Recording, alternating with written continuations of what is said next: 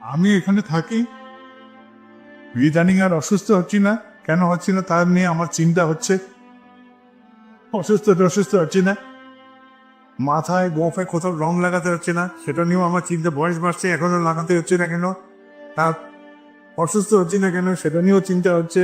তো চিন্তা করে দেখছি যে কিছুই হচ্ছে না আমার সাথে। তো সবই ঠাকুরের দয়ায় ভালোই হচ্ছে।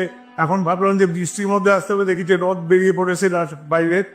তো আমার নাম অর্ক বলেই ঠাকুর হয়তো বলে দেয় তোর গায়ে একটু সূর্যের আলো ফেলে দিই, তাই আনন্দেই থাকছি সেই জন্য। ঠিক আছে, দু একটা পাকা গোপ হলে বউ দেখি কেটে দেয়। তা আমার বউয়েরও একটা কথা আছে, তো সেই কথাটা আপনাদের জানিয়ে দিই। তিনি বলছে যে যদি বাজারে যাওয়া হয় আর যদি আম চাওয়া হয়, তাহলে এখন আমওয়ালা জিজ্ঞেস করে ল্যাংড়া নেবে না চৌসা নেবে না হিমসাগর নেবে না অ্যালফান্সো নেবে না ফজলি নেবে। আমি বললাম আম দাও, কিন্তু আমওয়ালাতে জিজ্ঞেস করে কোন জাতের আম নেবে, এইটা একটা সমস্যা হয়। তো তিনি একটাই কথা বলছে, সব আমের যখন নাম হয় তাহলে তোমারও নিশ্চয়ই কোনো একটা নাম আছে।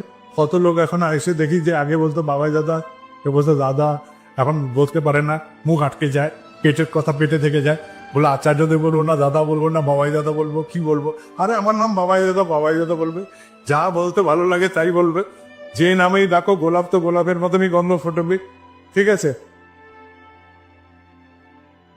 মানে আমাকে ডাকতে যদি ভালো লাগে একান্তে যা বলবো যাই বলবো, বলতে কোনো অসুবিধা নেই, আর আমারও শুনতে কোনো অসুবিধা নেই। ঠিক আছে, তবে যারা বাকিরা শুনবে তাদের যদি অস্বস্তি হয়, তাহলে সেই ক্ষেত্রে বিবেচনা করে বলবো আমাকে একান্তে তুমি যে বলতে চাও দাদা বাবাই দা, সবই বল ফেরে। আর আমি শুনেই তো নেবো, ছোটবেলা থেকে তো এই ছোট ছোট বড় হয়েছি।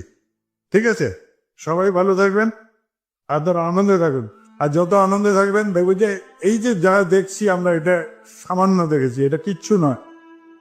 এখন যা উৎসব হচ্ছে, একটা লোকজন ভিড় হলেই আমরা ভাবছি না জানি কত বড় উৎসব হলো। এটা এখনো কিচ্ছু পৌঁছায়নি আমরা, আমাদের অনেক কাজ বাকি। এখন রাস্তা দিয়ে যাবো, লোকে এসে আমাদের প্রণাম করতে থাকবে, আর তুই দেখেন গল্পগুলো চেঞ্জ হবে। আমার মেয়ে যাবে স্টেশনে, আমি পৌঁছাতে যেতাম, আমার আর যেতে হবে না। গুরু ভাইরা বললো আরে আপনি ভাবছেন কেন, আমরা পৌঁছে দেবো।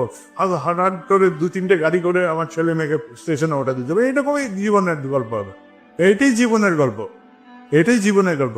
আমাকে খালি একের সাথে যুক্ত হয়ে বহুতে বিস্তার ঘটাতে হবে, আর বাকি গল্প সব পাল্টে যাবে, আর কিছু করতে হবে না।